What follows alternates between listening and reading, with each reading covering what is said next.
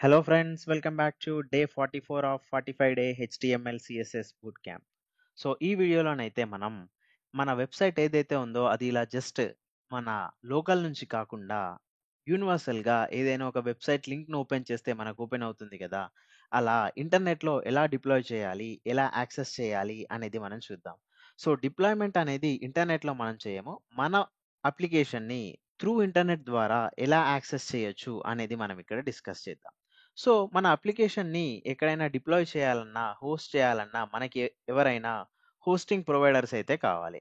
So, నేను ఫైర్‌బేస్‌నైతే use చేస్తున్నాను. So, ఈ ఫైర్‌బేస్ అంటే మీరు జస్ట్ ఏం గుర్తుంచుకుంటారంటే, మన వెబ్‌సైట్‌ని ఒక ప్లేస్‌లో ఉంచి త్రూ ఇంటర్నెట్ ద్వారా యాక్సెస్ చేయడానికి యూజ్ చేస్తాం. సో, లెట్స్ సే మన వెబ్‌సైట్‌ని తీసుకెళ్ళి ఒక ప్లేస్‌లో ఉంచుతున్నామన్నట్టు.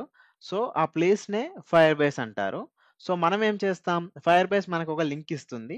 ఆ లింక్‌ని యూజ్ చేస్తే ఫైర్‌బేస్‌కి కనెక్ట్ అవుతుంది. మళ్ళీ మనకు ఫైర్‌బేస్ ఏమిస్తుందంటే మనకు ఆ వెబ్‌సైట్‌ని ఇస్తుంది. లైక్ ఎలా అంటే సో, మీరు ఫేస్‌బుక్ ఉందనుకోండి ఇక్కడ. సో, దీనికొక లింక్ ఉంటుంది. www.facebook.com అని చెప్పేసి. సో, దాన్ని క్లిక్ చేసినప్పుడు మనకు ఆ ఫేస్‌బుక్ వెబ్‌సైట్ ఎలా వస్తుందో, ఇన్ ద సేమ్ వే మన వెబ్‌సైట్‌కి కూడా ఒక లింక్‌ని ఈ ఫైర్‌బేస్ ప్రొవైడ్ చేస్తుంది.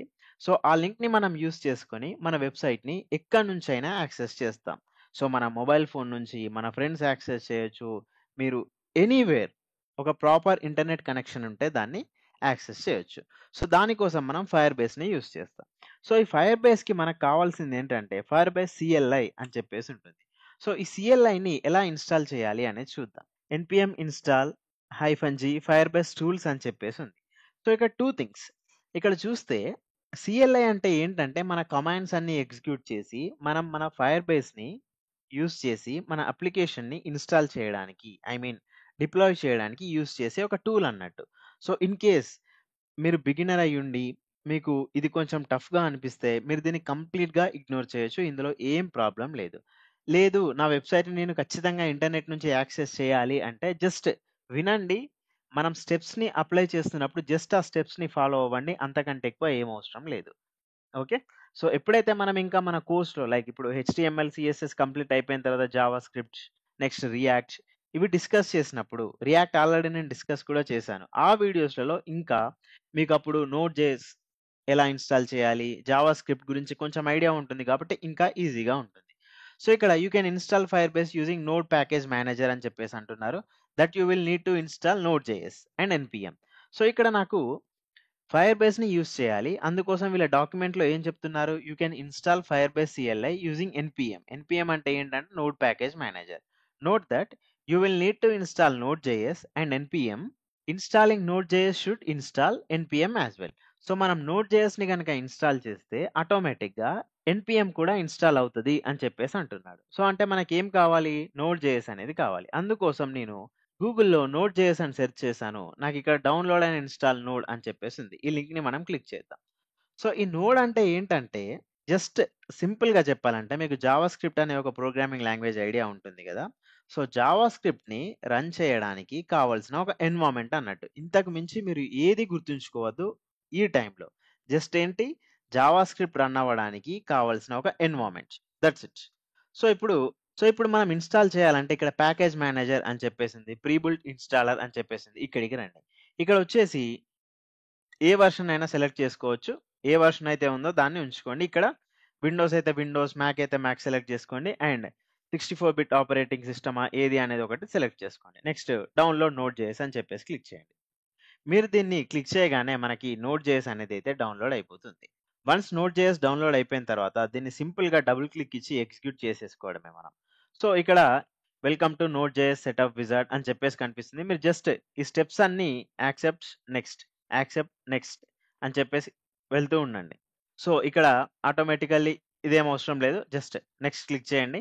దాని తర్వాత ఇన్‌స్టాల్ క్లిక్ చేయండి. నేను ఆల్రెడీ ఇన్‌స్టాల్ చేసేసాను. మీరు కూడా జస్ట్ ఇన్‌స్టాల్ అనే బటన్‌ని క్లిక్ చేయండి. క్లిక్ చేస్తే మనకి నోడ్.js అనేది ఇన్‌స్టాల్ అయిపోవడం అయితే జరుగుతుంది. సో, ఇది కొంచెం టైమ్ టేకింగ్ ప్రాసెస్.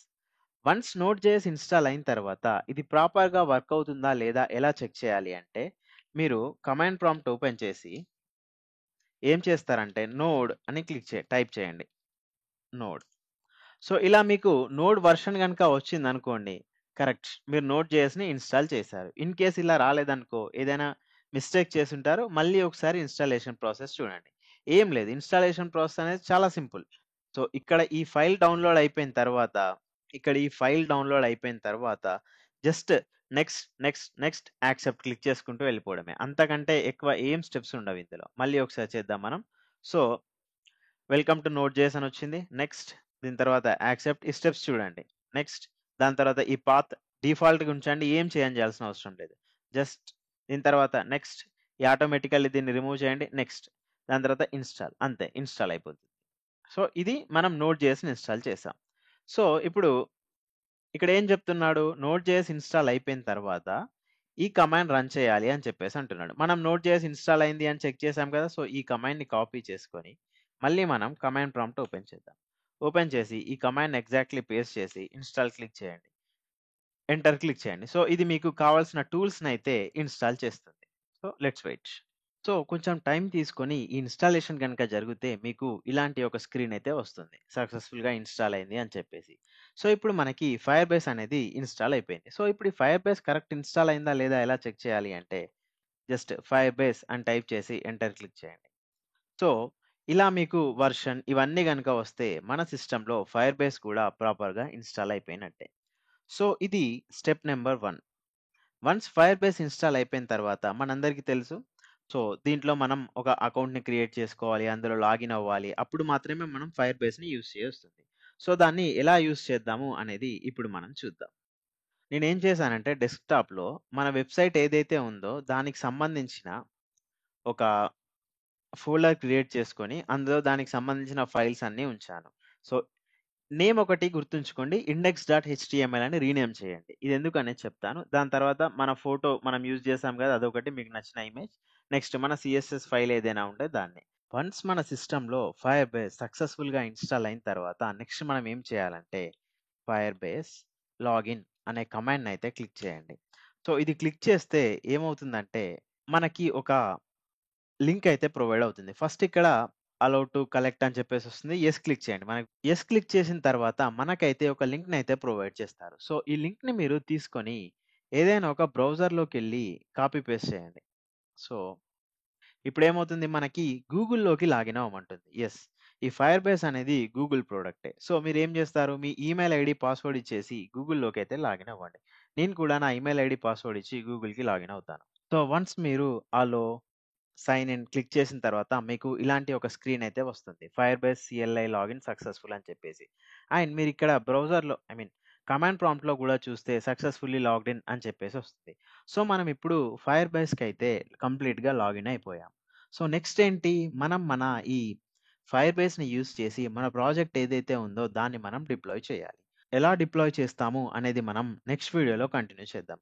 సో, ఇది friends just Node JS installation, Firebase installation and మన ప్రాజెక్ట్‌కి సంబంధించి ఫైర్ బేస్‌లో ఎలా లాగిన్ అవ్వాలి, ఏంటి అని చెప్పేసి. సో, ఈ స్టెప్స్ కంప్లీట్ అయిపోయిన తర్వాత మనం మన అప్లికేషన్‌నయితే డిప్లాయ్ చేయొచ్చు. సో, దాన్ని మనం కంటిన్యూ చేద్దాం. Thank you friends. Thank you for watching this video.